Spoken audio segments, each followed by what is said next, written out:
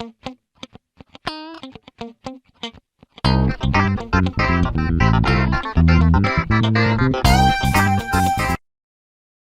¿qué tal? Buenas tardes a todos, ¿cómo andan?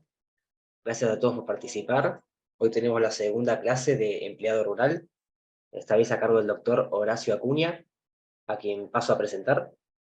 Es abogado por la Universidad Católica de Salta, especialista en Derecho del Trabajo por la Universidad de Buenos Aires y maestrando por la misma Alta Casa de Estudios. Actualmente se desempeña como abogado auxiliar judicial, relator de la vocalía número 1 de la Sala 2 de la Cámara de Apelaciones del Trabajo de Salta. Anteriormente, abogado auxiliar de la Corte de Justicia de Salta, abogado laboralista independiente y en relación de dependencia para distintos y prestigiosos estudios jurídicos de la capital federal, asesor jurídico de la Cámara de Senadores de la provincia, ex soldado voluntario técnico de la División Jurídica del Comando de la Quinta Brigada de Montaña de Salta. Bueno, antes de darle la palabra al doctor, como saben, dejamos que la exposición se desarrolle por completo, unos 45, 50 minutos de exposición, y al final brindamos un espacio de preguntas que pueden hacerlas mediante el chat. Si alguien necesita igual hacerla hablando, que me avise y le habilito el micrófono. También estamos en Facebook Live transmitiendo, así que toda la gente que nos ve ahí, un saludo. Y también si tienen preguntas, que comenten la publicación y en ese caso yo se la paso a Horacio. Bueno, dicho esto, hola Horacio, ahora sí ya puedes hablar. Hola, hola Federico, ¿cómo estás? Muy bien, muy Bueno, bien. Se escucha perfecto, ¿eh? ¿te escucha bien? Sí. Perfecto. Bueno, es lo más importante de todo, si no, no es Se escucha posible ningún excelente. tipo de disertación. Agradezco mucho a los presentes, muy buenas tardes, mucho gusto, es un placer para mí saludarlos y que estén presentes para compartir un rato con ustedes sobre este tema tan interesante por el que nos convocaron con el doctor Guller acerca del el trabajo agrario.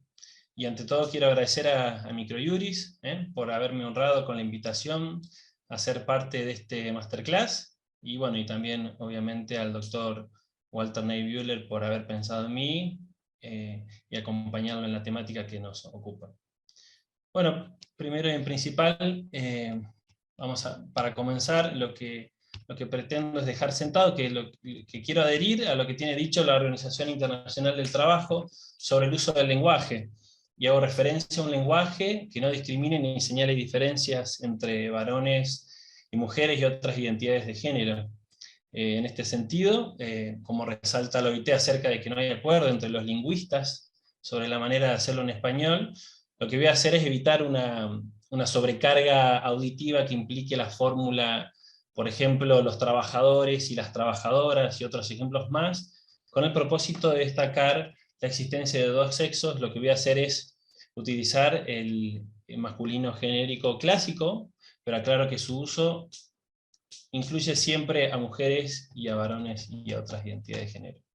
Sentado ello, damos comienzo con el marco normativo del Estatuto del Trabajo Agrario, no sin antes decirles que esta exposición no pretende ser exhaustiva, no es una clase magistral la que vengo a brindarles, sino que pretende dejar ideas y conceptos esenciales del Estatuto del Trabajo Agrario y dejarles una semilla para la reflexión sobre distintos aspectos que, como reitero, son principales, esenciales en este marco tan especial y tan bastardeado durante el tiempo hasta la 26727, que es la ley que mejora notablemente el Estatuto Profesional del Trabajo Agrario.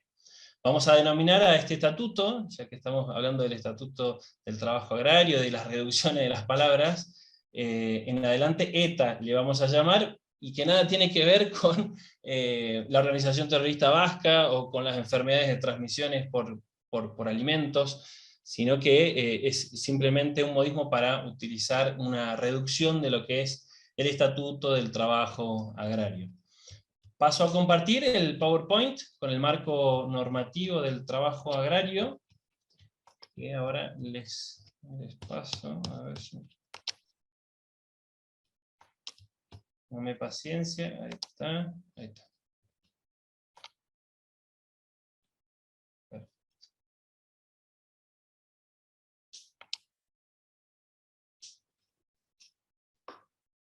¿Se ve bien? Horacio, no. ¿Podés? ¿No? ¿Pusiste compartir pantalla? Sí. A ver. Va. No, no, no. O sea, quedó como sin compartirse, te ve a vos. A ver.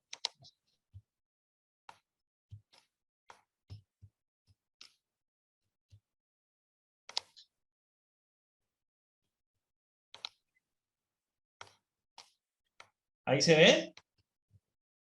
No, no. Eh, Perdonen, lo que decía Jorge Luis Borges, de que son las perversidades de las cosas inanimadas. Ahí estoy tratando de... No, no te preocupes. Acabamos de probarlo y andaba Sí, perfecto. sí, sí, sí, sí, sí. Pero, bueno, a ver, voy a intentar otra vez. No. Compartir pantalla. Ahí está, a ver. Ahí puso compartir pantalla. Ahí está. ¿Se ve? Sí, se ve como alargadito. Bueno. ¿Tenés puesta la presentación puesta? Sí, sí, sí, la tengo lista. Sí, recién No. la probamos y estaba efectivamente correcta la... Sí, pero si sacás el modo presentación, que quede como... Ah, a ver.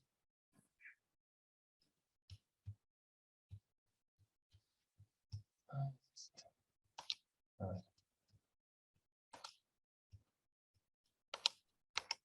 Bueno, me está jugando una mala pasada. A ver, uso... Si no, si querés lo voy pasando yo, Horacio. A ver, ahí está. Sí, puede ser. Ahí está, ahí está. Ahí se ve perfecto. Sí, Sí, sí, sí, listo, ahí se ve. bien. El relato expositivo.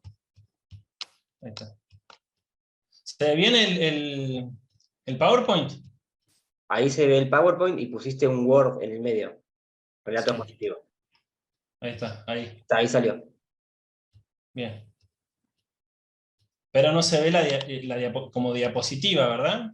No, se ve en la parte roja alrededor, pero no te preocupes. Pasalo así mejor. Bueno, bueno. No hay problema. ¿Qué? Sí, realmente es como decía Borges, que lo citaba muy seguido el doctor Mario Ernesto Ackerman cuando decía que es la perversidad de las cosas inanimadas, ¿no? Tenía Pero razón. bueno, acá estamos. Bueno, vamos a dar comienzo entonces con el Estatuto del Trabajo Agrario, en donde tenemos el marco normativo, como dice en esos distintos puntos. Vamos a empezar con lo que es el ordenamiento jurídico que vincula a este estatuto. ¿Sí? Bien. En primer lugar, sabemos muy bien, tenemos en la cúspide de la pirámide a la Constitución Nacional, particularmente al artículo 14 bis, en donde se establece como principio general al principio protectorio del trabajador, por el cual se derivan los demás principios: el principio de irrenunciabilidad de los derechos, el principio de conservación del trabajo, el principio de la norma más favorable a favor del trabajador, en caso de duda, a favor del trabajador, y una serie de sinnúmeros de principios que surgen indudablemente de este principio protectorio. No hay duda también de que, como lo ha dicho destacadamente la Corte, la Corte Suprema de Justicia de la Nación, a través de el doctor ilustre Rolando Gialdino, en varios fallos destacados de nuestro máximo tribunal, que el trabajador es el sujeto preferente de tutela, y cuando habla del sujeto preferente de tutela, indica que el legislador prefirió siempre, cuando elaboró las normas jurídicas laborales, a los trabajadores por encima de los empleadores.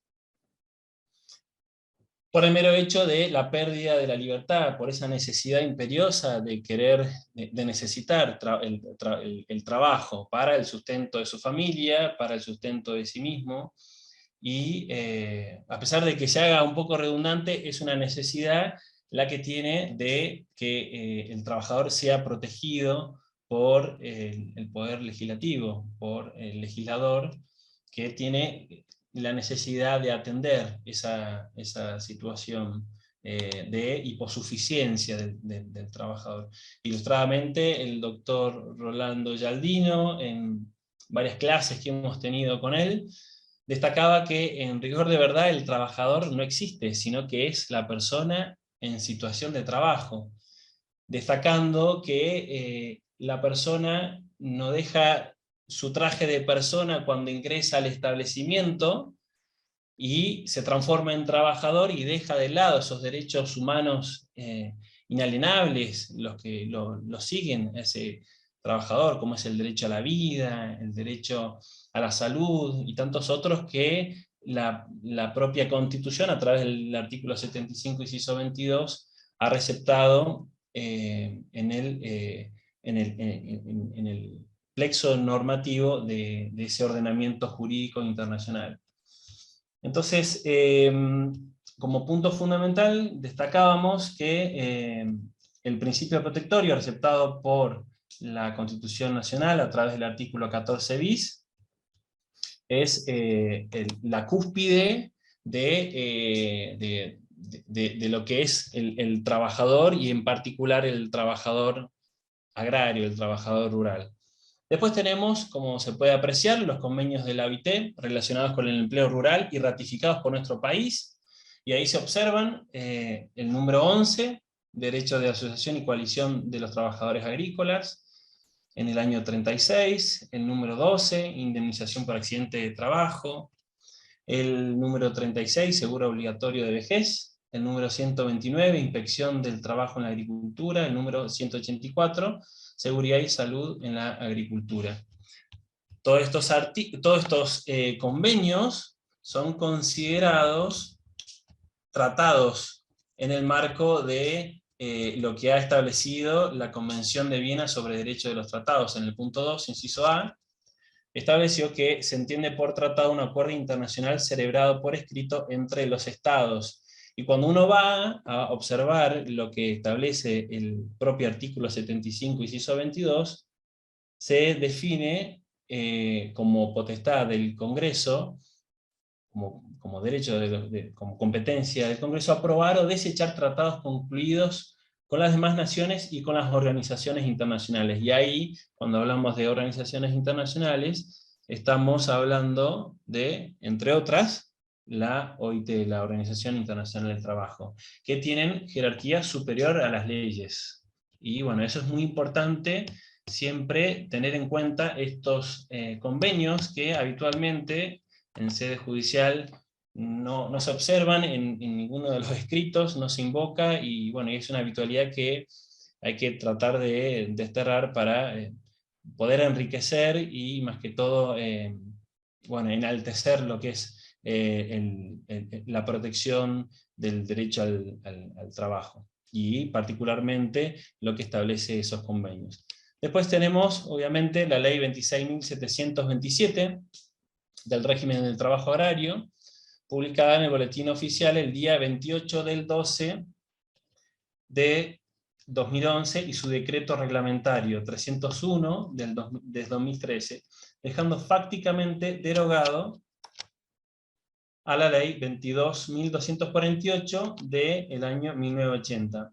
Esta derogación fáctica, hay que aclarar que el doctor Sirena expone en su libro Régimen de Trabajo Agrario que la ley 22.248 no se encontraría derogada en forma implícita. ¿Por qué? Porque la ley 26.727 no estableció en ningún artículo la derogación expresa, ¿sí? Y claro, efectivamente, ley posterior deroga ley anterior. Eso es un principio básico del derecho, pero bueno, los problemas podrían presentarse en aquellas situaciones en las que resulte más beneficiosa la ley específica anterior que la de contrato de trabajo, y que la norma específica especial posterior no lo contemple dentro de sus disposiciones. Y acá el doctor Sirena presenta un caso que es verdaderamente cierto, porque lo he cotejado, de la ley 22.248 con respecto a lo que es la ley de contrato de trabajo en cuanto a las licencias anuales de vacaciones, y el caso de un trabajador que cumple 15 años de antigüedad en la empresa y debe gozar de su licencia anual de vacaciones. Sería una situación que, bueno, que los jueces deberán resolver en virtud de la falta de derogación de la ley específica anterior. ¿Qué dice? Recordemos que la ley de contrato de trabajo no dispone 30 días para un trabajador de 15 años, como sí lo hace el Estatuto del Trabajador Agrario. Es un beneficio de 2 días más.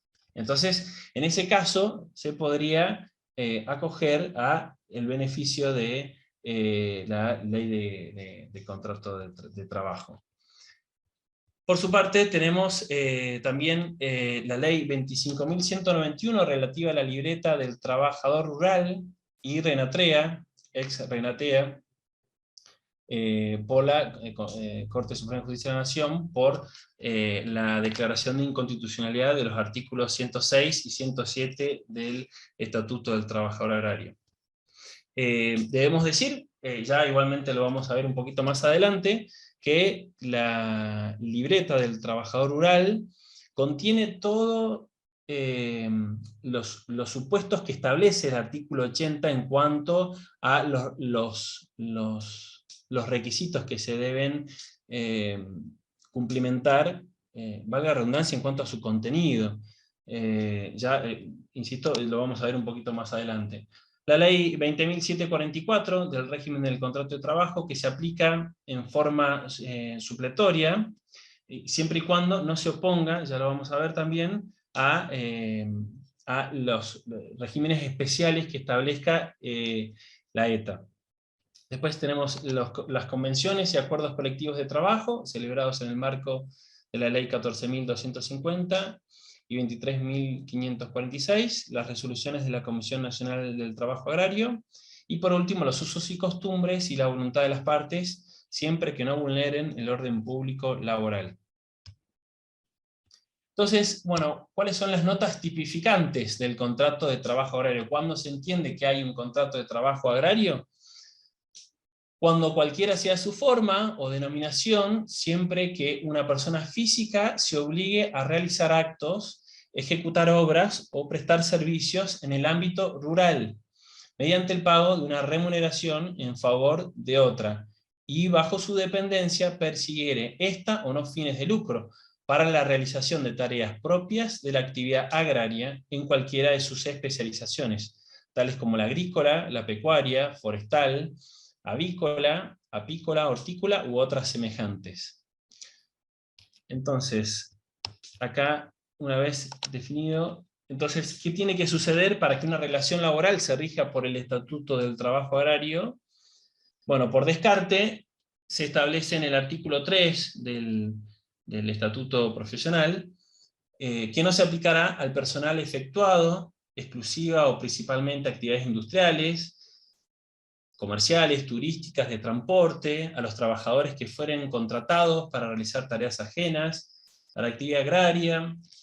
Bueno, y están definidos en la propia ley, no pretendo citar lo que dice por no desgastar a la clase, pero bueno, se define en el propio artículo 3. El artículo 5 lo establece qué se entiende por actividad agraria, y es toda aquella dirigida a la obtención de frutos o productos primarios, a través de la realización de tareas pecuarias, agrícolas, forestales, hortícolas, avícolas, apícolas u otras semejantes, siempre que éstas no hayan sido sometidas a ningún tipo de proceso industrial, en tanto se desarrollen en ámbitos rurales.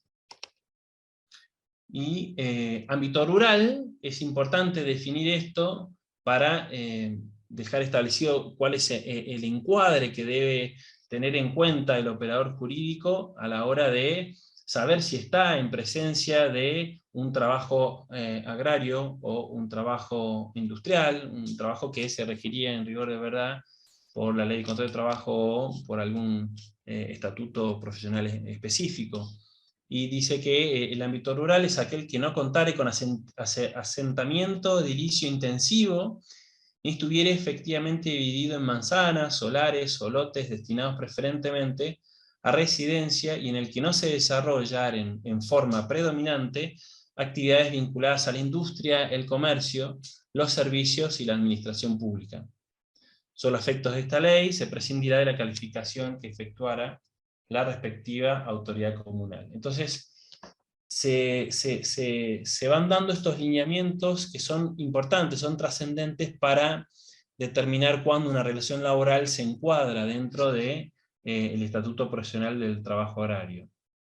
Y por último, en el artículo 7, se establece como actividades incluidas en el presente régimen, insiste ahí el legislador siempre que no se realicen en establecimientos industriales, y aun cuando se desarrollen en centros urbanos, las siguientes tareas. Y allí las establece: la manipulación y el almacenamiento de cereales, oleaginosas, legumbres, hortalizas, semillas y otros frutos o productos agrarios, la que se presentaren en ferias y remates de hacienda, y el empaque de frutos y productos agrarios propios. Es decir, que puede no darse en el ámbito rural la situación de, puede darse en un ámbito, sí, no rural, esta situación de que hayan actividades vinculadas con la manipulación del almacenamiento de cereales, con la prestación en ferias y remates de hacienda, bueno, y el empaque de frutos.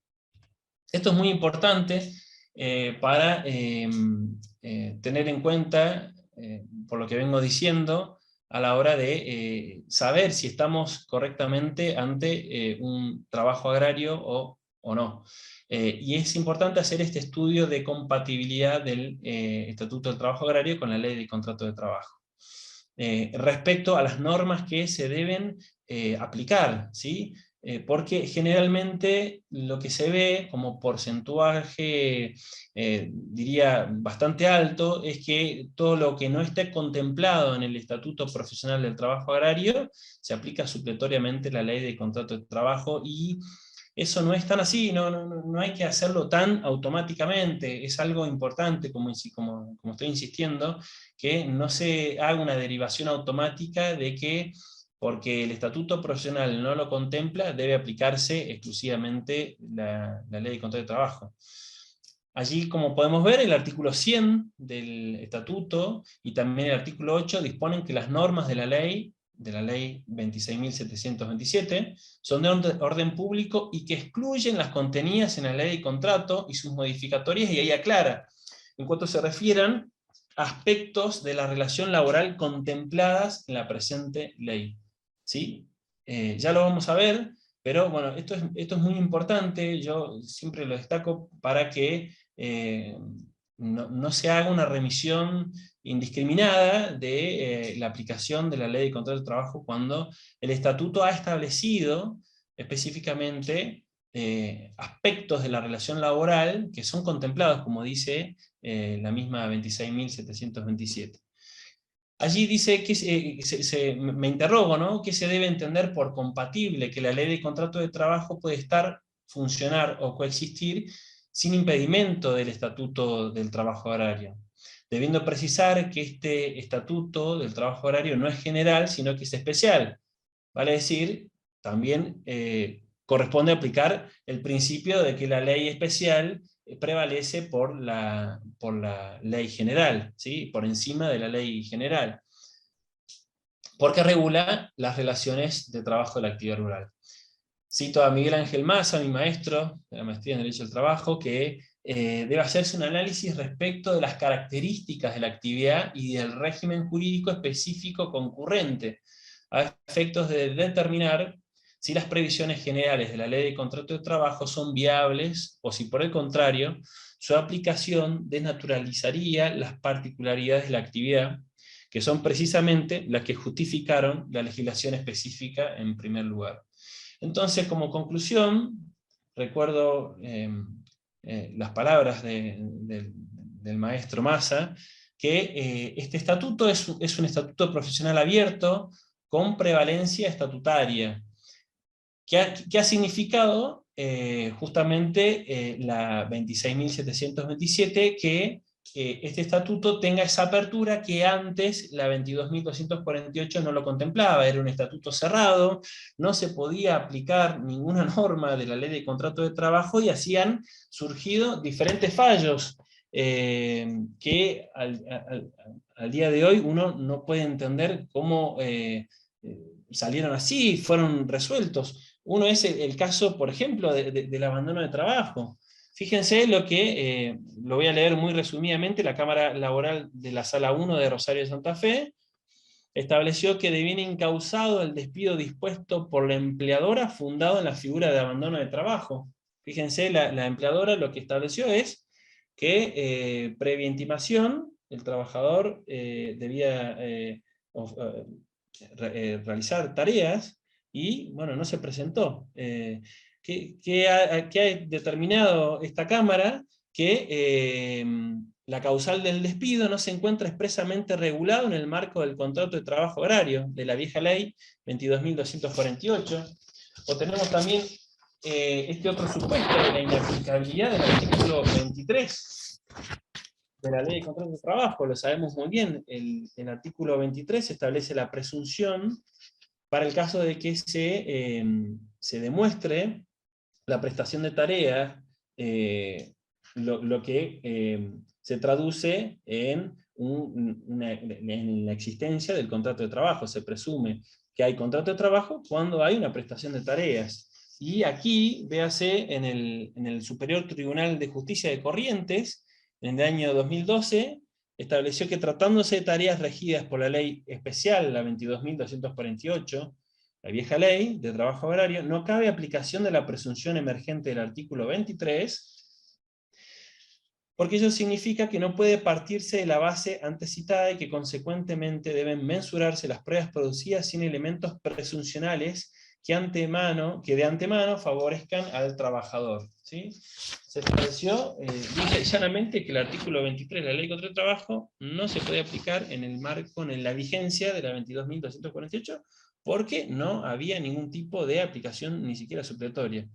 Entonces véase lo importante, lo trascendental que ha sucedido con esta nueva ley 26.727, que ha incorporado la aplicación supletoria de la ley de contrato de trabajo, la 20.744, pero dejando a salvo estos parámetros que, como insisto, se deben tener en cuenta, ¿sí? Límite a la aplicabilidad de la ley de contrato en el Estatuto del Trabajo Agrario, ¿cuál es? Bueno, yo rescaté un fallo de la Corte Suprema de Justicia de la Nación, un fallo bastante viejo del año 1954, que establece que cuando existe estatuto hay que atenerse a él para determinar los derechos y deberes de quienes se vinculan con ocasión de la respectiva actividad. Lo leo porque realmente me parece muy ilustrativo, es algo que, bueno, en la habitualidad de la doctrina de jurisprudencia no se cita, pero me parece muy apropiado para ver hasta dónde llega la aplicación de la ley de contrato de trabajo en el estatuto del trabajo agrario. En principio, y sin perjuicio de considerar lo que a veces se sigue de la naturaleza de las cosas, aunque no esté explícitamente enunciado, no se ha de incluir en dicho régimen, por aplicación extensiva, lo que no está contenido en su específica regulación legal. Tanto más cuando se trata de explotaciones tan típicas como son las rurales, que habiendo, como hay actualmente para todas las relaciones de trabajo, una singular atención gubernativa que responde a un expreso mandato constitucional de justicia social, la mencionada aplicación extensiva puede comportar una anarquizante perturbación de la compleja estructura que el respectivo sistema legal está en vías de construir, atendiendo a factores y circunstancias cuya consideración incumbe primordialmente a los poderes ejecutivos y al legislativo. Entonces, yo lo que estoy insistiendo, ya lo vamos a ver, justamente tiene un propósito esta definición tan reiterativa de que La ley de control de trabajo no es aplicable supletoriamente así porque sí, sino que debe tenerse en cuenta lo que el legislador ha contemplado para una situación específica por ser especial, ¿sí? Ya justamente lo vamos a ver ahora con las figuras de los contratos de trabajo agrario, que son, como estoy destacando, particulares, son específicas, son distintas, por más que algunos autores del país lo quieran asimilar a determinados contratos de la ley de contrato de trabajo. Llegado el caso, justamente vamos a los tipos de contratos de trabajo agrario, que tenemos dos tipos de contrato de trabajo, bien claramente diferenciados. El primero es el contrato de trabajo temporario, y después tenemos el contrato de trabajo permanente. Y a su vez, el permanente se bifurca en discontinuo y continuo. Y por último tenemos al contrato por equipo o cuadrilla familiar. El contrato temporario, véase lo que define el artículo 17 del Estatuto del Trabajo Agrario, es aquel que se origina cuando existen necesidades de la explotación de carácter cíclico o estacional, o por procesos temporales propios de la actividad agrícola, pecuaria, forestal, o de las restantes actividades, así como las que se realicen en ferias y remates de hacienda, ¿sí? Y después tenemos al trabajador permanente de prestación continua y discontinua. ¿Qué se entiende en rigor de verdad por contrato permanente? Aquel trabajo que, aquel contrato que el legislador ha tenido en miras como el privilegiado, por así decirlo. ¿Por qué? Porque aquel que no se celebre por escrito, se entiende que es un contrato permanente, ¿sí? Un contrato permanente con el resguardo de todos los derechos que, como lo ha asociado la doctrina, se asemeja al artículo 90 de la Ley de Contrato de Trabajo, cuando se establece que el contrato se entiende celebrado por tiempo indeterminado, vale decir que hasta que no se establezcan algunas causales, las causales de extinción del contrato, o cuando se adquiera los beneficios de la jubilación, bueno, el contrato perdura, y eso es lo que ha privilegiado, o mejor dicho, destacado el legislador como, como el contrato, por así decirlo, predilecto.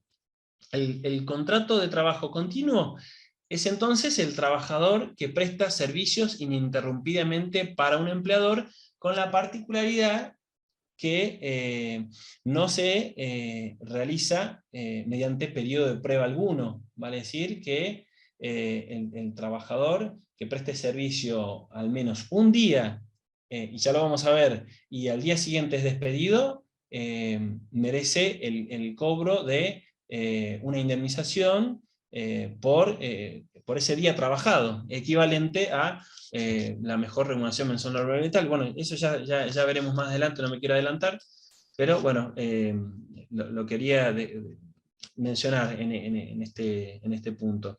Y el trabajador discontinuo, que es el trabajador temporario que fue contratado por el mismo empleador en más de una ocasión de manera consecutiva.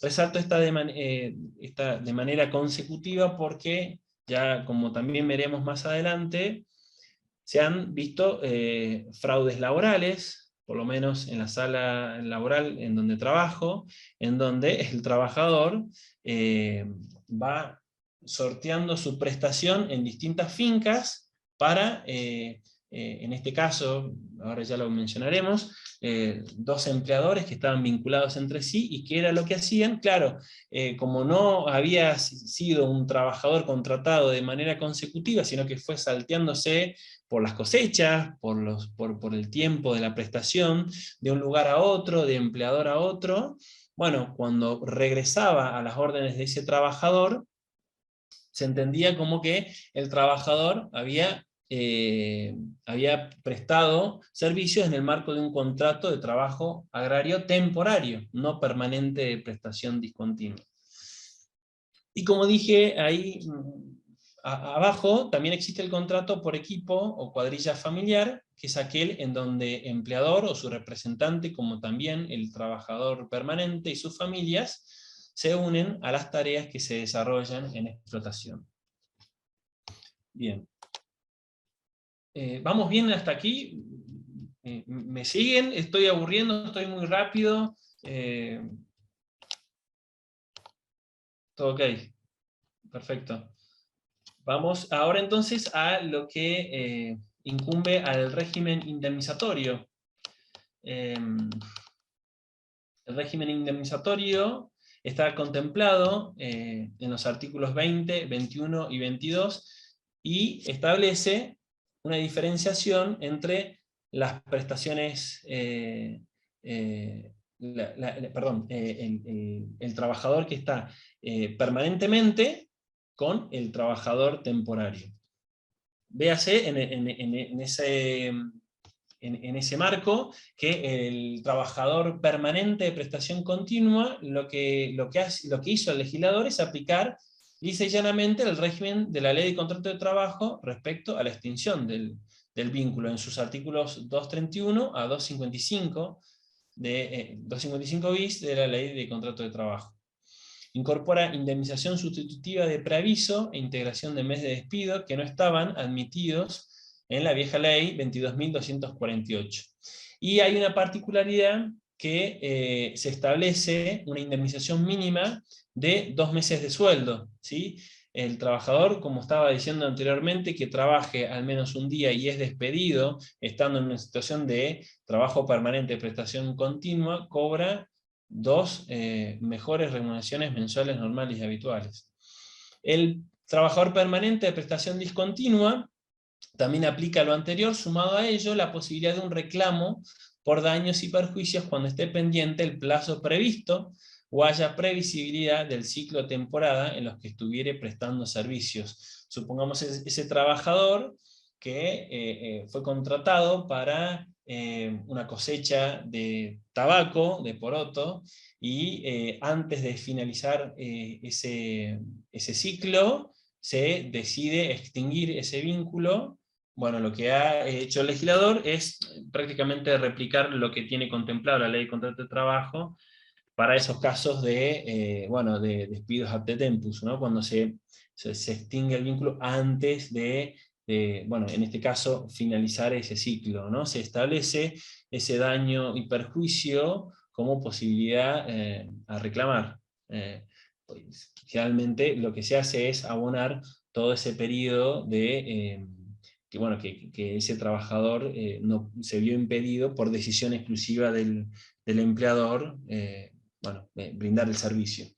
Y el temporario percibe proporcionalmente del sueldo anual complementario y también una indemnización sustitutiva de sus vacaciones equivalente al 10% del total de las remuneraciones devengadas. Esto, como lo ven, es lisa y llanamente lo que establece la ley 26.727, no tiene ninguna ciencia, es simplemente lo que estoy mencionando es lo que ha establecido la propia normativa. El artículo 108 del Estatuto del Trabajo Agrario recepta las indemnizaciones agravadas que contemplan la ley 24.013, la 25.323 y la 25.345, y así son aplicables, voy a hacer los artículos 8, el 9, el 10 y el 15, la ley 24.013, el artículo 1 y 2 de la ley 25.323, los artículos 43 y 45 de la ley 25.345. Como también el artículo 9 de la ley 25.013, que remite al 275, que habla sobre la temeridad y la malicia, ¿no? Que establece ese interés del 2,5 del que cobran los bancos oficiales en caso de la falta de pago en término y sin causa justificada por parte del empleador de la indemnización por despido incausado o de un acuerdo rescissorio homologado. Entonces, como se ve, además de este régimen iniciatorio que establece con carácter de remisión el estatuto hacia la ley de contrato de trabajo, también se receptan esas leyes que están, por así decirlo, complementarias de la ley de contrato de trabajo en cuanto a las indemnizaciones agravadas del título de la ley de contrato de trabajo respecto a la extinción del contrato de trabajo. Esto es algo que lo he desarrollado. ¿Qué pasa con el empleador que omite convocar al trabajador permanente de prestación discontinua? Es algo particular que he observado en un artículo que publiqué hace relativamente poco en la editorial de Repar, en donde he apreciado, en un caso que nos ha tocado en la sala 2 de nuestra Cámara del Trabajo en Salta, de aquel trabajador que había sido contratado más de 2 veces consecutivas, perdón, más de una vez por el empleador de manera consecutiva, y lo que hizo fue, bueno, transformarlo en ese trabajador permanente de prestación discontinua. ¿Por qué? Porque no estaba prestando servicios de manera permanente, pero la particularidad del caso era que ese trabajador no había recibido ningún tipo de convocatoria por parte del empleador, no le había avisado al trabajador que lo requería para que vuelva otra vez a poner su fuerza de trabajo a su disposición. Entonces, esta es una necesidad que es remarcable, de que el trabajador no temporario tiene esa condición de permanente, ¿sí? Ahí pueden leerlo, sus tareas naturalmente serán requeridas por el empleador en virtud de que el legislador previó la nota de perdurabilidad del contrato, sin perjuicio de la suspensión de tareas por claras situaciones propias de la naturaleza, como ser, por ejemplo, una sequía, ciclones, lluvias que no se terminan nunca más y que afectan a la prestación del trabajo, pero la situación es bien clara sobre la perdurabilidad del contrato. Hay una estabilidad de ese trabajador. ¿Por qué? Porque el legislador dijo que aquel que preste servicios de manera consecutiva, aunque no sea continua, sino discontinua, adquiere la calidad de permanente. Entonces, ¿qué significa esto? Que naturalmente el trabajador reconoce, sabe que va a ser requerido, va a ser necesitado por ese empleador. Yo lo que he establecido en ese estudio de doctrina es que no puede asimilarse al procedimiento de convocatoria previsto por el artículo 98, por lo que dispone el propio artículo 6 del decreto reglamentario 301 del 2013, del decreto reglamentario de la ley 26.727, que lo dice bien claro: en cada ciclo o temporada, la convocatoria del empleador, así como la aceptación del trabajador para reanudar la relación laboral, deberán hacerse con anticipación suficiente, en tiempo oportuno y útil.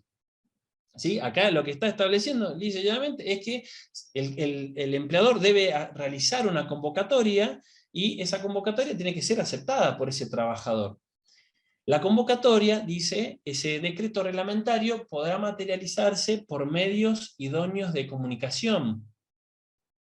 El Ministerio de Trabajo, y ahí es una potestad que le delega el legislador al Ministerio de Trabajo, Empleo y Seguridad Social, le designa la fijación de los medios, la forma y los contenidos básicos de la convocatoria, el modo de manifestar la aceptación y las implicancias de tales actos, teniendo en cuenta las características de las distintas actividades. Como noticia les quiero dar es que al día de la fecha el Ministerio de Trabajo no ha dictado ninguna norma, ninguna resolución que establezca estos lineamientos sobre cómo debe ser la convocatoria, cómo debe ser la aceptación del trabajador. Entonces, ante esa solución, claro, si uno se remite al contrato de trabajo por temporada, se entiende que si ese trabajador no respondió en tiempo oportuno, recuerdo, si mal no recuerdo, en 5 días, se entiende por extinguida la relación laboral y bueno, se sabe, ¿no? Es algo que va en contra del principio de conservación del trabajo, es algo que va en contra de esa nota de perdurabilidad. Entonces, yo lo que destaco ante este vacío legal es que por ausencia de convocatoria, si el empleador rural no realiza una convocatoria al trabajador, al núcleo de los trabajadores, lo que hay que hacer es que se intime fehacientemente al empleador para que aclare su situación laboral, ¿sí? Así se ha visto justamente en el caso que hemos tenido, que ya lo vamos a ver, lo he citado, en el caso Delgado contra Berzellinos de la Sala 2 de la Cámara de Apelaciones del Trabajo de la provincia de Salta.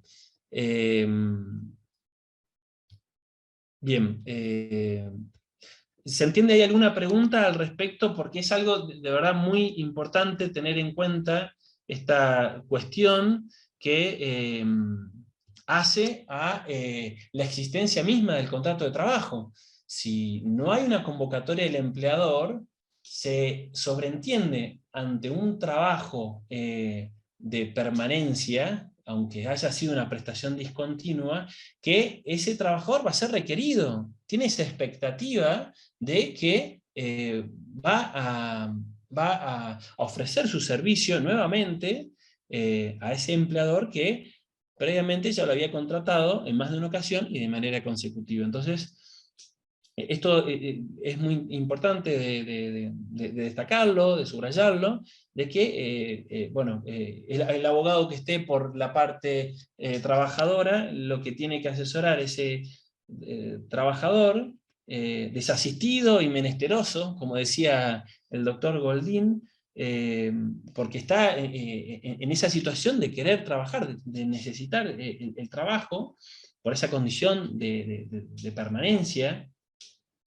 de intimar, de requerir dación de tareas, bajo, obviamente, apercibimiento de considerarse injuriado y despedido, porque bueno, fue dejado de lado esa permanencia adquirida por el modo de contratación. Bien, en la jornada de trabajo pasamos a otra circunstancia a otra sí, de las circunstancias del contrato de trabajo, que es la jornada de trabajo. Allí el propio estatuto del trabajo horario establece como límite diario el de 8 horas diarias y 44 horas semanales, vale decir 4 horas menos que lo que establece la ley 11.544. Hay una disminución de la jornada semanal. Y si hay distribución semanal desigual, la jornada no puede ser superior a 9 horas diarias. El artículo 40 del estatuto prevé una jornada laboral desde el día lunes hasta el día sábado a las 13 horas, mientras que el artículo 41 estipula como jornada nocturna la que se cumpla entre las 20 horas de un día a las 5 horas del día siguiente, con límite de 7 horas diarias y 42 horas semanales. Allí se establecen, hace un mix, entre horas nocturnas y diurnas, y se reduce a 8 minutos por cada hora trabajada, o se pagan los 8 minutos como tiempo extraordinario. Esto, vamos a decirlo explícitamente, no había sido receptado en la 22.248. No sé si recuerdan, pero el trabajo agrario se entendía como aquella prestación, aquella ocupación que tenía un trabajador que brindaba servicios de sol a sol. No había ningún tipo más que de un descanso, ¿sí?, que se establecía específicamente en la ley 22.248. El descanso, y lógicamente su prohibición de ocupar al trabajador, es desde ese día y hora hasta el día siguiente, hasta las 00 horas excepto necesidades impostergables de producción o mantenimiento que lo exijan. Bien, el descanso compensatorio, eso lo establece la propia ley, dentro de los 7 días siguientes, sin más, lo que habilitaría al trabajador a elegir cuándo tomarse ante la laguna legal y por ser sujetos preferentes de tutela legal.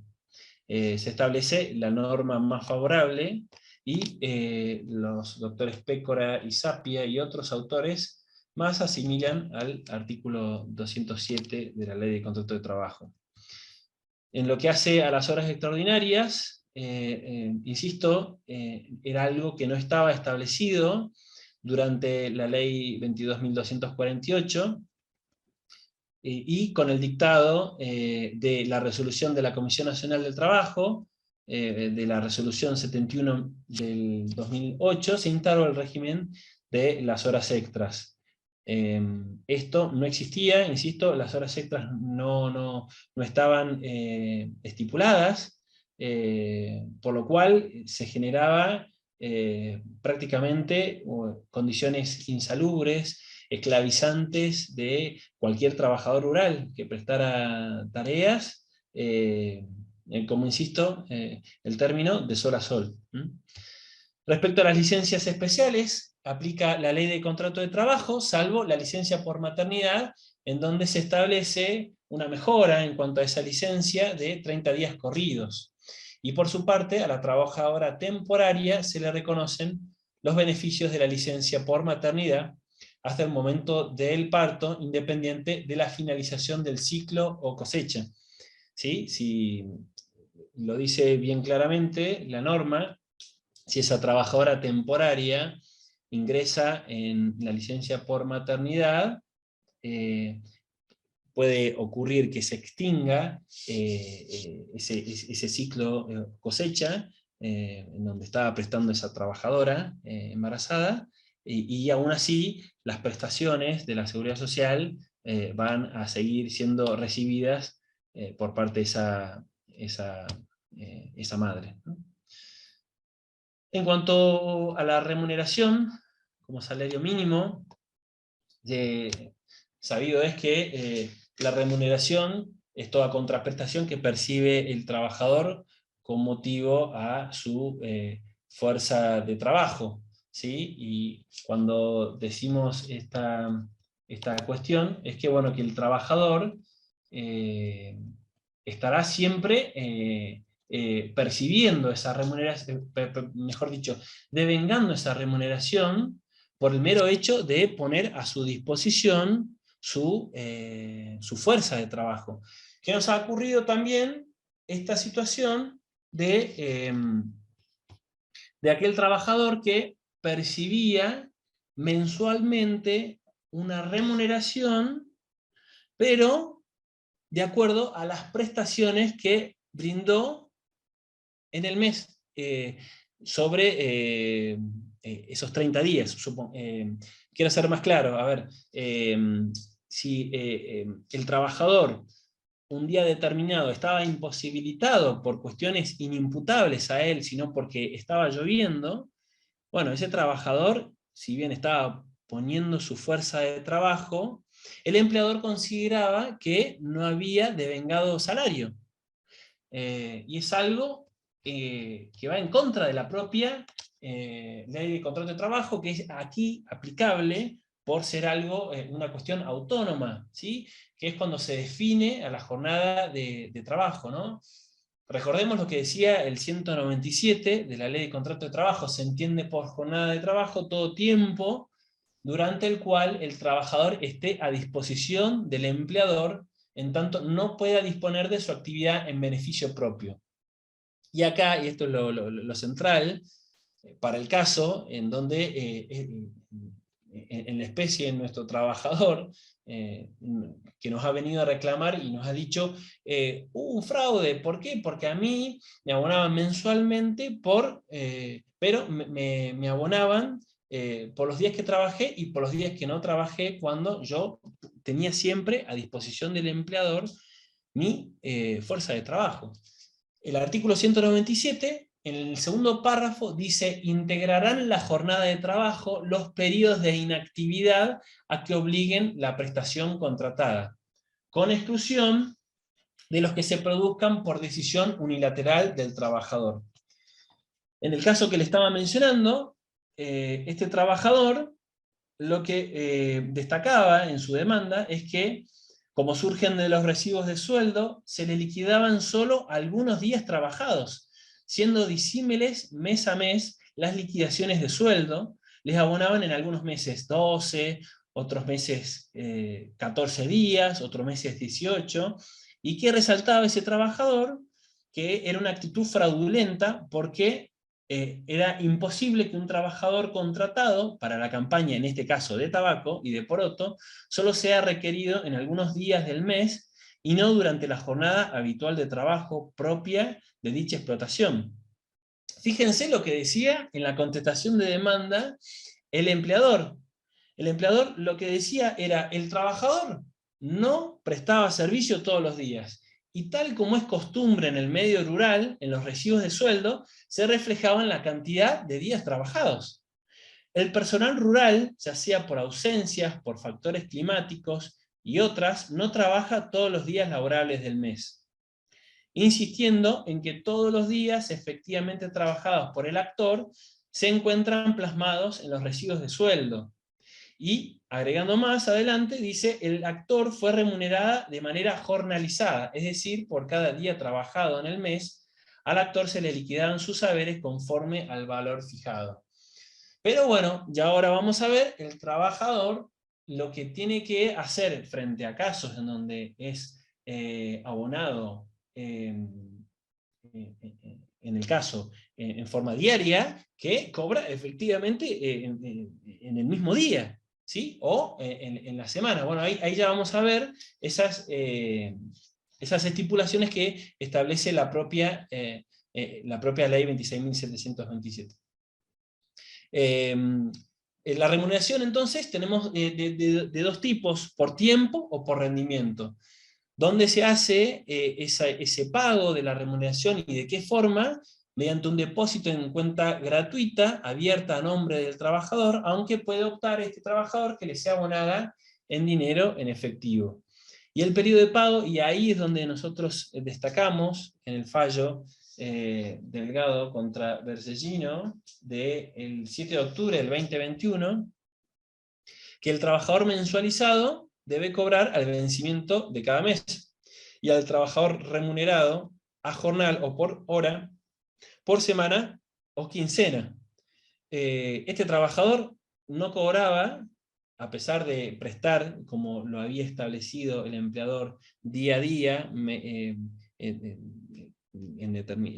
para determinado mes, cobraba al mes vencido, ¿sí?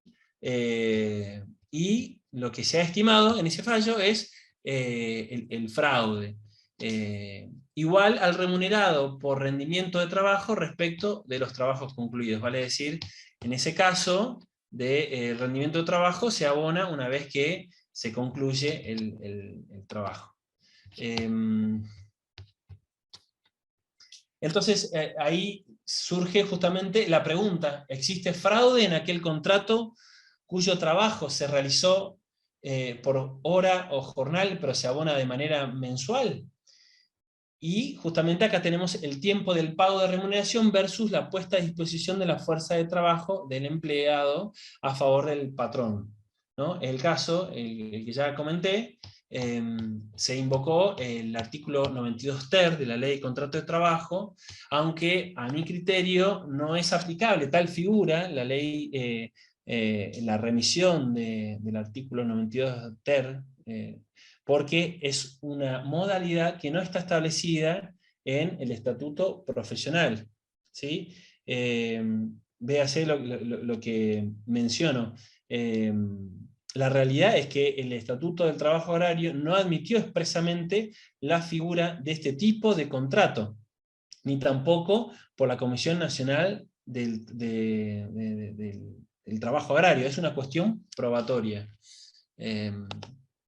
Hay una cita que hago en este PowerPoint de El patrón, realizada por un humorista, Julio Díaz Villalba, en el año 69, donde no pretendo leerla porque se nos va el tiempo, en donde se manifiesta por parte de ese trabajador cómo va modificándose, cómo va cambiando el salario, y el empleador que le contesta que no te has anoticiado de que ahora el salario es móvil, pero bueno, él se queja a lo último y dice que mejor no lo mueva tanto, sino que necesita un salario quieto, un salario que esté determinado de acuerdo a la prestación brindada a través de, el ofrecimiento de su fuerza de trabajo, sea que llueva, sea que haga sol, o sea que haya cualquier tipo de inclemencia climática, en donde efectivamente está imposibilitado ese trabajador de prestar servicios, pero aún así su fuerza de trabajo está brindada al servicio del empleador. Cabe destacar, para justificar, para sustentar aún más esta situación de que el trabajador debe percibir ante esos acontecimientos extraordinarios el sueldo, mediante el principio de ajenidad de los riesgos, salvo que, como lo he manifestado anteriormente, haya una situación de sequía en donde se observe una cuestión inimputable al empleador, que no puede zanjar la situación durante un largo periodo de tiempo.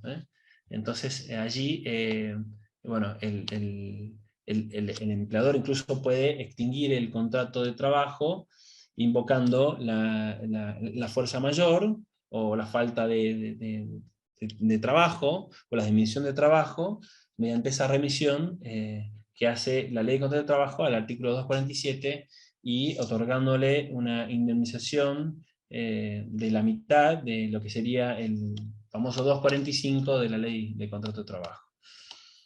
Vamos a la responsabilidad solidaria, los tipos y fraude laboral. Para ser rápido, como característica primordial, el Estatuto del Trabajo Agrario establece que quienes contraten o subcontraten con terceros la realización de trabajos o servicios propios de actividad agraria, o cedan total o parcialmente a terceros el establecimiento o explotación que se encontrara a su nombre para la realización de dichas actividades, que hagan a su actividad principal o accesoria, deberán exigir de aquellos el adecuado cumplimiento de las normas relativas al trabajo y de las obligaciones derivadas de los sistemas de la seguridad social, siendo en todos los casos solidariamente responsables de las obligaciones emergentes de la relación laboral y de su extinción, cualquiera sea el acto o estipulación que al efecto hayan contratado. Acá lo que hay que destacar es que esta norma lo que rescató es el viejo artículo 32 del régimen del contrato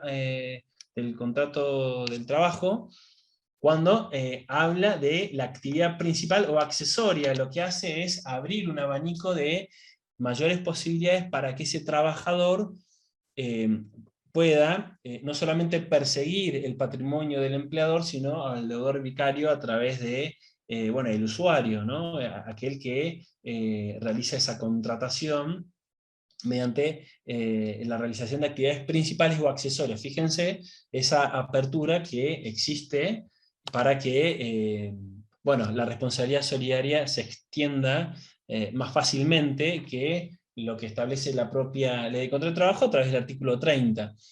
Fíjense después sobre el artículo, el propio artículo 12, cuando se contraten o subcontraten, cualquiera sea el acto que le dé origen, obras, trabajos, servicios correspondientes a la actividad normal y específica propia del establecimiento, y dentro de su ámbito se considerará en todos los casos que la relación de trabajo del personal afectado a tal contratación o subcontratación está constituida con el principal. Lo que se busca en este caso, en este supuesto legal, es que se eviten la interposición fraudulenta de personas, ¿sí? Y que aquel aquel trabajador que realiza dentro del establecimiento actividades normal y específica propia del establecimiento, bueno, se considera el empleado directo, lo dice bien claramente, un empleado directo que, bueno, también puede decirse que fue definido asimismo por el artículo 29 de la Ley de Contrato de Trabajo, y que, bueno, queda sujeto a esa presunción, como lo ha dicho Massa sobre el artículo 29, una presunción iuris de iuris. Si se comprueba que ese trabajador contratado por un tercero realizó actividades normales y específicas propias del establecimiento, no hay con qué darle, por así decirlo, no hay tutía, y se transforma en empleado de quien se benefició con tal contratación. La solidaridad establecida en el primer párrafo tendrá efecto aun cuando el trabajador demande directamente al principal, sin accionar contra el contratista, subcontratista o cesionario. Aquí lo que se observa claramente es la recepción del plenario Ramírez, en donde, bueno, se establece la innecesariedad de demandar a el contratista o subcontratista o cesionario, ¿verdad? Vamos a ir un poco más rápido. Respecto a las empresas subordinadas o relacionadas, el grupo económico, lo que hay que destacar respecto al artículo 31 de la Ley de Contrato de Trabajo es que aquí no se requieren conductas temerarias o maniobras fraudulentas entre las empresas respecto al trabajador. Fíjense que la norma no establece este requisito y, bueno, es en cierto modo beneficioso para el trabajador que, bueno, se ha visto inmerso en un grupo económico que lo que hizo lisa y llanamente es vulnerar los derechos, los derechos tales como la estabilidad fundamentalmente y todo lo que de ello conlleva, ¿no?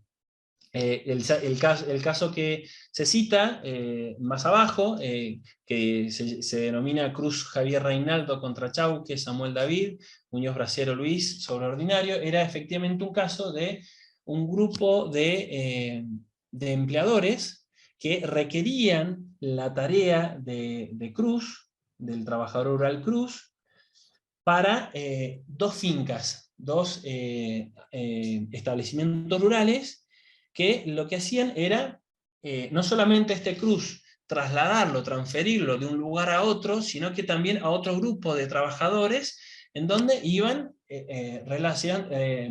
relacionándose, ¿sí? Y lo que hacían era, recuerden la definición de contrato de trabajo temporario, cortar esa permanencia, cortar esa contratación consecutiva y establecer que ese trabajador fue contratado temporariamente para un determinado ciclo.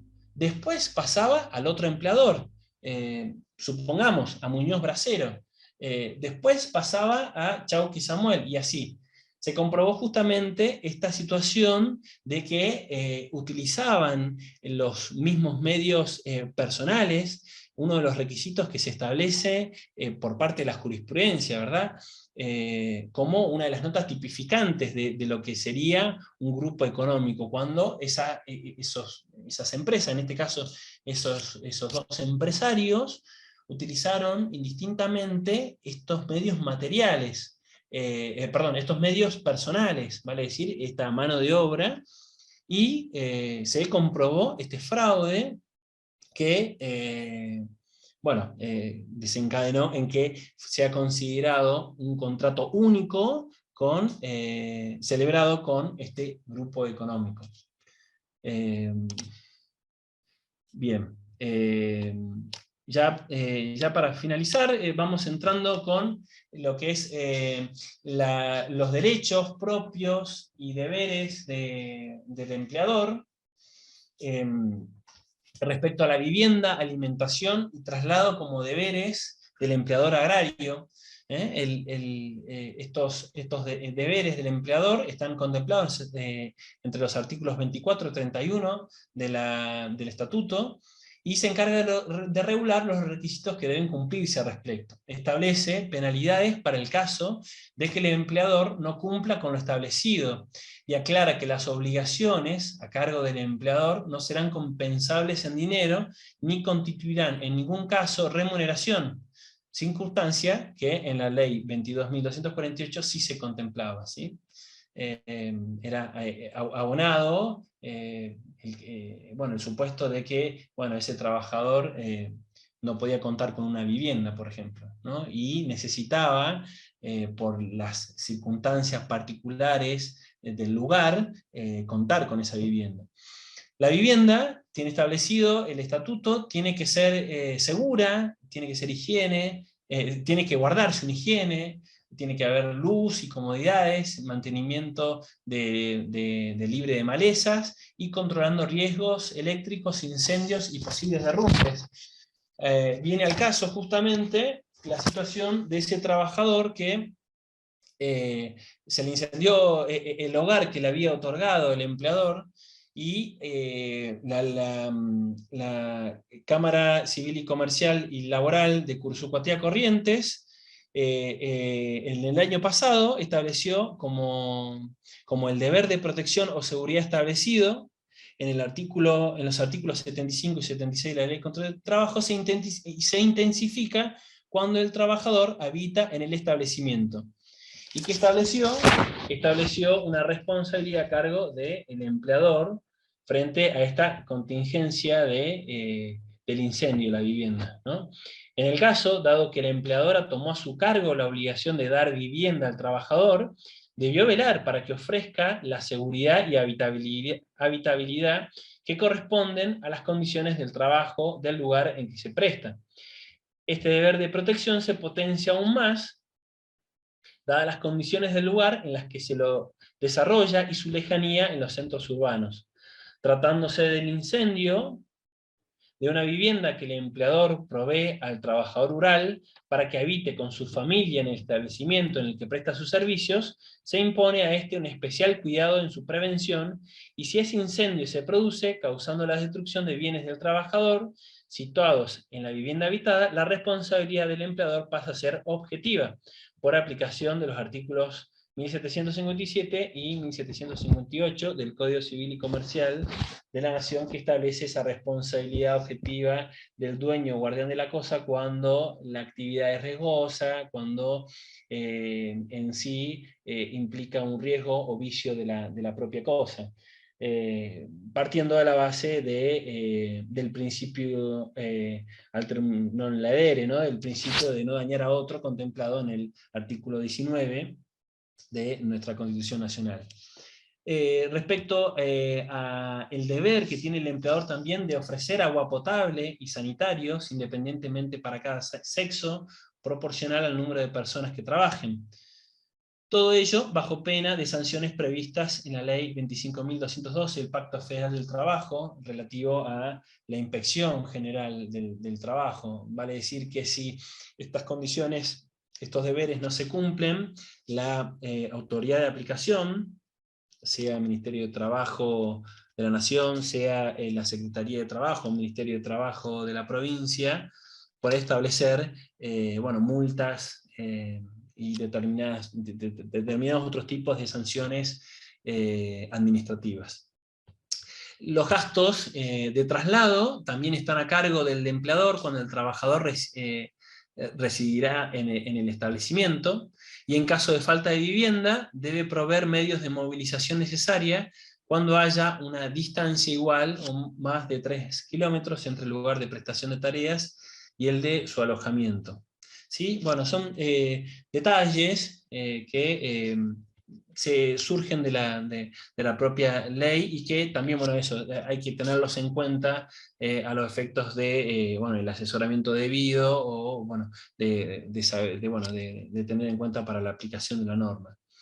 Relacionado con lo anterior, sobre la aplicación del artículo 75 y 76 de la Ley contra el Trabajo, el artículo 45 como bien lo dice la filmina del PowerPoint, es una copia fiel del 75, de esa obligación de seguridad del empleador respecto a su empleado. ¿Por qué? Porque es una obligación natural de ofrecerle la indemnidad a ese trabajador por el mero hecho de la prestación de tareas. Se remarca el deber de seguridad a cargo del empleador para tutelar la integridad psicofísica y dignidad de los trabajadores, y es la obligación natural derivada del vínculo laboral que los une. Esto lo establece bien claro en un artículo que tiene publicado el doctor Ackerman sobre el artículo 75 con la ley de riesgo, ¿no? Y habla de que es una obligación autónoma propia de la ley de contrato de trabajo, esa, por el mero hecho de la contratación, el deber de seguridad que debe cumplimentar ese empleador respecto al trabajador. La obligación también corre a cargo del empleador de proveer los elementos de seguridad y protecciones personales cuando las tareas propias del trabajo indiquen la necesidad de su uso, como también cuando efectúe tareas a la intemperie, en caso de lluvia, terrenos anegados y otras situaciones similares que dispusiere la Comisión Nacional de Trabajo Agrario. También está a cargo de la limpieza de ropa contaminada cuando haya tareas con sustancias tóxicas, irritantes o agresivas. Y por último, el convenio de la OIT, el 184, relativo a la seguridad y salud en la agricultura, establece el objetivo, fíjense, del año 2006, ratificado por nuestro país en el año 2006, tiene como objetivo el prevenir accidentes y daños para la salud en el ámbito del trabajo agrícola o forestal.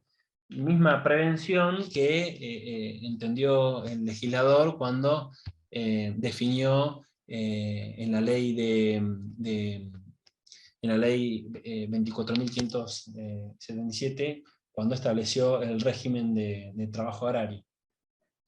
El deber inexcusable, ineludible de prevenir los riesgos para, bueno, después eso, garantizar una seguridad que, bueno, que no siempre, por las contingencias propias de toda actividad, bueno, pueden ser eximidas. Respecto a, bueno, al trabajo infantil, ya terminamos, es el penúltimo tema de exposición. Los artículos 54 a 64 del estatuto se encarga de definir que está prohibido toda prestación de tareas para aquel menor de 16 años, porque se entiende que es nocivo para la salud, educación o el ocio.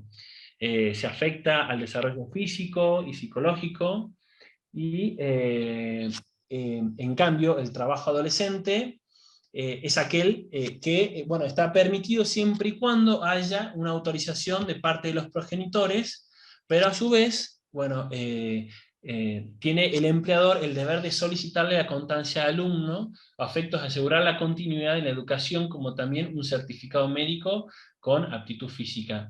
Se entiende claramente la distinción. El trabajo para aquel menor de 16 años está prohibido, no se puede de ningún modo, y entre los 16 a los 18, denominado trabajo adolescente, sí se permite, pero siempre y cuando haya autorización y también la constancia de alumno regular y un certificado médico con aptitud física. Aquí cito un emblemático caso de Ezequiel Ferreira, un trabajador de tan solo 4 años que junto a su familia llegó a la provincia de Buenos Aires para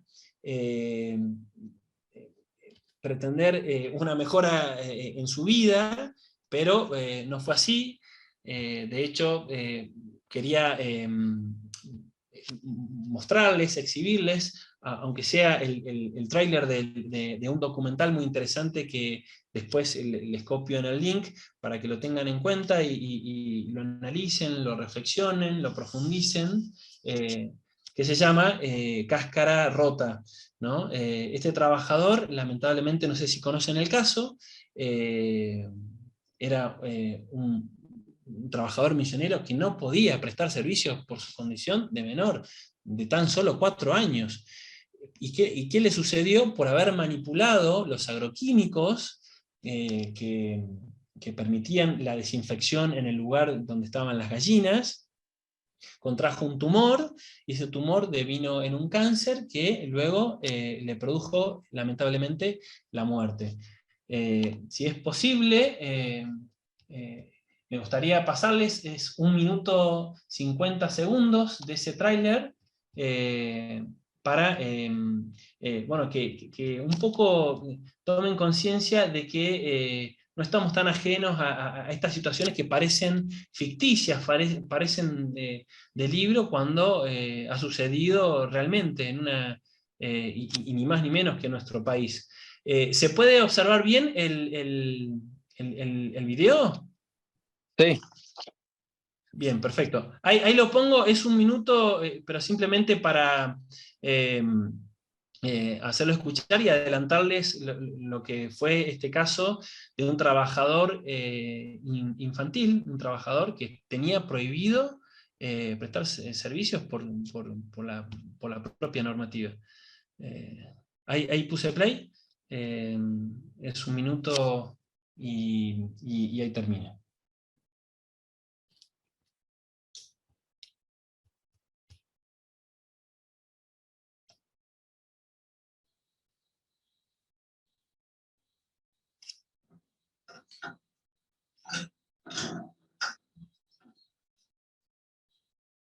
¿Sabe qué era esa alegría? Porque yo dije, lo primero que dije, llego allá con un trabajo seguro y voy a juntar plata, lo primero que se me hizo. Vinimos de Paraguay pensando que íbamos a encontrarnos con algo bueno, cambiar de vida, pero no fue así.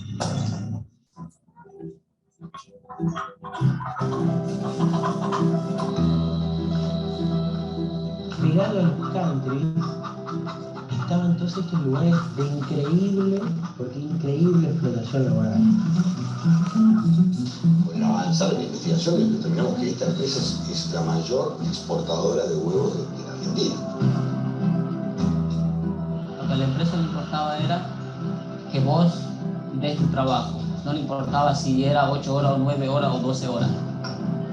Quieren vernos muertos porque no nos quieren, porque somos inmigrantes, por eso no nos quieren. Pero nosotros vamos a seguir. Y sigue, vamos a luchar todos los compañeros que estamos acá.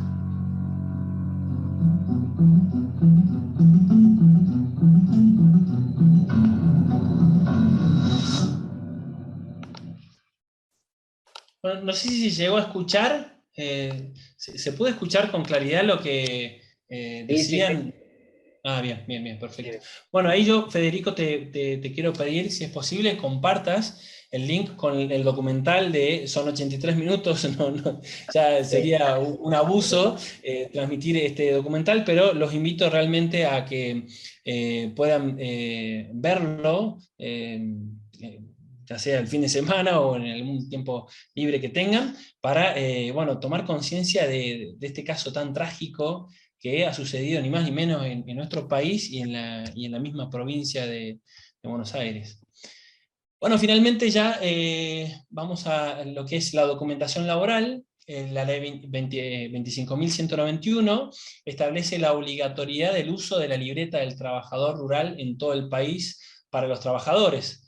Esta libreta lo que hace es suplir al certificado de trabajo del artículo 80, el que recepta el artículo 80, y esta libreta lo que hace es probar la relación laboral, es personal y no es transferible, no se puede transferir. Además es válido como certificación de servicios y remuneraciones, inicio y cese de la relación laboral, y acredita también la afiliación del trabajo al sindicato. Como digo, en la FEMINA particularmente sirve como principio de prueba por escrito para acreditar la inscripción del trabajador en el sistema de previsión social, los aportes y contribuciones efectuados y los años trabajados, las personas a su cargo que generen derecho a cobrar asignaciones familiares y prestaciones de salud, y el importe de los haberes y demás conceptos por los cuales el empleador debe documentar su pago. Lo que tiene que hacer el empleador es darle aviso al RENATRE, que es el Registro Nacional de los Trabajadores y Empleadores Rurales, de que cada nueva contratación dentro del plazo de 30 días de haberse efectuado, bueno, hay que darle ese aviso, ¿no? También está obligado a aportar una contribución mensual al RENATRE del 1,5% del total de la remuneración pagada a cada trabajador, y el 90% de dicha contribución es destinado al sistema integral de las prestaciones por desempleo creado por la norma. ¿Qué pasa en caso de incumplimiento? Acarrea la aplicación de multas pecuniarias a cargo del empleador, con la posibilidad de clausurar el establecimiento por hasta 10 días. Es importante esto, tenerlo en cuenta, y estimo que en caso de que ese trabajador no contenga la libreta del trabajo rural, una vez extinguido el vínculo, es aplicable la sanción prevista en el artículo 80 de la Ley de Contrato de Trabajo, ¿no? Que son esa sanción de las tres mejores remuneraciones mensuales normales y habituales como sanción a cargo del empleador. Y bueno, y por último, tenemos lo que es el RENATRE, que, como comentaba hace un ratito, significa el Registro Nacional de Trabajadores Rurales y Empleadores, y que es el órgano de contralor del cumplimiento de las obligaciones impuestas a los trabajadores y empleadores, y que es lo que tiene como objetivo la registración laboral de los trabajadores rurales y empleadores del país. Tiene la finalidad de expedir la libreta de trabajo, brindar al trabajador rural la prestación social y poner en funcionamiento el sistema integral de prestaciones por desempleo. Es algo muy importante. Brindar ciclos de capacitación que impulsen la producción y la inserción laboral. Y bueno, desarrollar funciones de inspección sobre la correcta registración laboral rural y coordinar las acciones para facilitar la contratación de los trabajadores rurales. Esos son los objetivos principales, los generales, del RENATRE, que vela por la armonía habida, o que tiene que haber, entre los trabajadores rurales y los empleadores rurales. Bueno, y con eso estamos finalizando la disertación. Reconozco que fui demasiado rápido, pido encarecidamente disculpas, con el afán de querer abarcar todos los temas.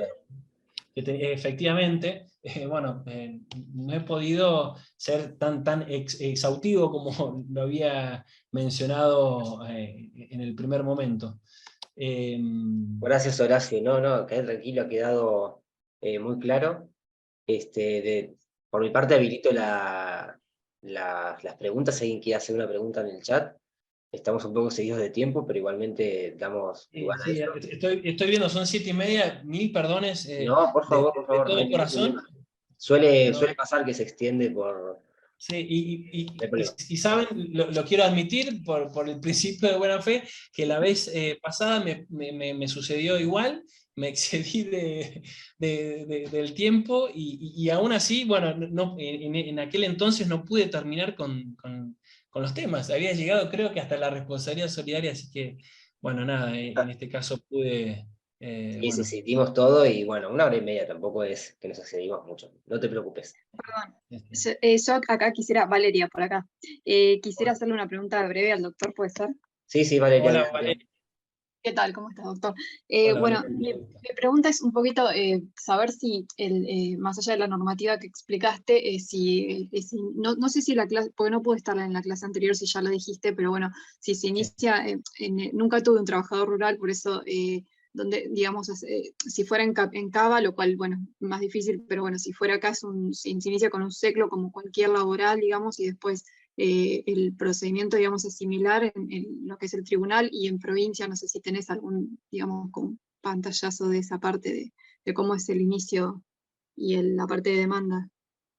Sí, a ver, efectivamente, el servicio de conciliación laboral obligatoria, recepta el paso previo antes de iniciar un juicio laboral por la instancia administrativa.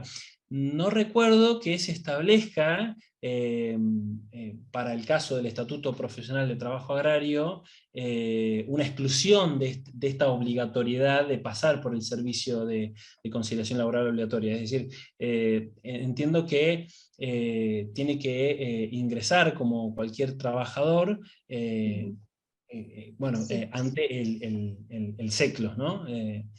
Bien, sí, sí. Yo lo De he to- visto, claro, efectivamente la jurisprudencia que hoy podemos encontrar, claro, no se halla en los tribunales nacionales de Capital Federal, Claro, sino más claro, bien tribunales del interior, ya sea del Salta, interior. Córdoba, Rosario, Santa Claro, Fe, y bueno, sí, sí, puede ser, obviamente, ¿no? No descartemos la posibilidad de la mismísima provincia de Buenos Aires, ¿no? Donde bueno, claro. hay una intensa actividad rural, ¿no? Sí, Pero sí. bueno, efectivamente, para el caso ya de provincia de Buenos Aires, entiendo que el SECLO no ingresa a a la órbita de la provincia de Buenos Aires. Claro.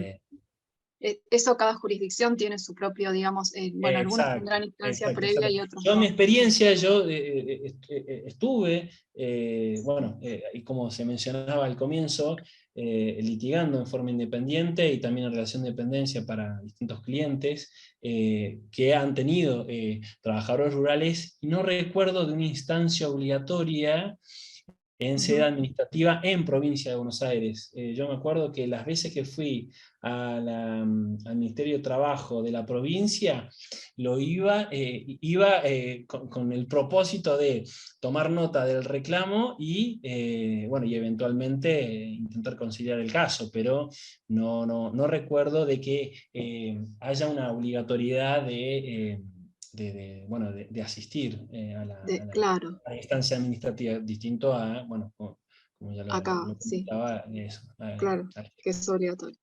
Está bien. sí. Perfecto, Doc. Bueno, muchas gracias. No, por favor, vale. Paso una pregunta de Nicolás que está en el chat, pero la leo para todos. Dice, Sí. Buenas tardes, excelente exposición. Respecto a la primera parte de los trabajos excluidos, trabajadores excluidos, ¿qué opina de la figura de casero que no encuadra en el estatuto y eventualmente puede encuadrar en servicio doméstico, siempre que la actividad se reduzca a ocupar la vivienda rural del establecimiento para su mantenimiento? Sí, recuerdo que el trabajador que presta servicios como en la órbita doméstica dentro de un establecimiento rural no aplica el estatuto profesional el estatuto profesional del trabajo agrario. Yo no recuerdo ahora si lo hice específicamente, creo que sí, no tengo bien aceitado la cantidad de los incisos donde se establece la exclusión del estatuto, pero si mal no recuerdo, se establece bueno, con ese trabajador que presta tareas como casero. Ahora, por eso, vamos a distinguirlo bien. Una cosa es el casero, bueno, aquel que se ocupa de actividades que sí tienen connotación con lo rural, y ahí sí sería encuadrable ese trabajador dentro del ámbito rural. Habrá que ver bueno, las situaciones fácticas, ¿no? Del caso en particular, sobre esa prestación de tareas en cuanto a la naturaleza, en cuanto a la habitualidad o no, para, bueno, determinar si ese trabajador se enmarca dentro de el trabajo rural, ¿no? Bien, A ver si... bueno, estás buscando, a ver, hay otra pregunta acá. Ah, no. Sí. Ah, sí, Ángel. Buenas tardes, excelente la charla. Mi consulta es en caso de vencimiento de licencia paga por enfermedad inculpable. La reserva de puesto de trabajo se rige por LST, es decir, por el término de un año. Ahí está escrita en el chat si querés leerla. Sí, efectivamente, a ver, mi consulta es, sí, Efectivamente, las licencias son aplicables a las que establece la propia ley de contrato de trabajo, y en ese caso, sobre el que menciona Ángel, estaría definido en el artículo 211. No hay duda que una vez vencida la licencia, de acuerdo a la antigüedad, sabemos bien, ¿no? La antigüedad en el trabajo, y si tiene cargas de familia se duplica esa licencia paga. También rige, una vez vencida esa licencia, la reserva de puesto contemplada en el artículo 211 de la Ley de Contrato de Trabajo. No hay por lo menos una exclusión, y en ese marco no hay tampoco algún desarrollo que haya hecho el legislador en cuanto a las licencias de manera específica, y ni que hablar a la reserva de puesto. Si lo ha establecido como un beneficio, no sé si recuerdan, a esa licencia por paternidad, en donde el trabajador no se le otorga 2 días de licencia, sino que se establecen 30 días corridos, estableciendo un beneficio. Y bueno, y también, no quiero olvidarme, como también ya lo cité, la licencia por maternidad en caso de que esa trabajadora permanente brinde servicios de manera discontinua y se finalizó el ciclo o cosecha, ¿no?, por la cual estaba trabajando, y sigue obteniendo esas prestaciones ya por parte de la Seguridad Social. Bueno, bien, gracias Horacio. Ya mandé el link que me pediste que mande, del video completo. Lo dejé en el chat, así que ahí lo van a poder acceder. Excelente. Por mi parte, les recomiendo realmente ese caso. Lo conocí gracias a una clase de mi querida profesora de maestría, la doctora Liliana Eveliterio, especialista en trabajo infantil, en trabajo adolescente, en trabajo de mujeres, que destacó, y a mí me había conmovido muchísimo ese trabajador, y no le podemos decir ni siquiera trabajador, pobre niño, ¿no? Que en paz descanse, y que... pobres 4 añitos. Que sí, que efectivamente, conmueve en las entrañas la situación tan, esclavizante, no tiene palabras, ¿no? Y de verdad que les invito a que vean ese documental, que no tiene desperdicio alguno. Muy bien, bueno, gracias a todos por participar, gracias Horacio por la exposición, por tu dedicación, por responder las preguntas, ahí te pusieron No, por favor, varias veces por favor. exposición, así que nada, quedaron todos muy contentos. Sí, bueno, agradezco mucho, y de verdad, encarecidamente pido disculpas por el aceleramiento, al comenzar con el play para las diapositivas. No soy tan ducho de esta... Son cosas que pasan. Sí, nos ha pasado mil veces, no te preocupes. Acá, antes de finalizar, Valeria pregunta el nombre del fallo. Sí, es el caso Ferreira. Sí, el caso Ferreira va a aparecer. No lo recuerdo, no me acuerdo que sea definido como fallo, pero sí, el del documental se llama eso, Cáscara Rota, y ahí está en el link que pasó Federico. Pero si ponen en Google, les va a aparecer en primera plana Ezequiel Ferreira, el trabajador misionero de 4 años que perdió la vida por la prestación del servicio. Bueno, ahora sí, gracias a todos, gracias Horacio, y será hasta la próxima. Saludos. Muchas gracias, muy agradecido, saludos a todos, que estén muy bien, que Dios los bendiga. Gracias, chao.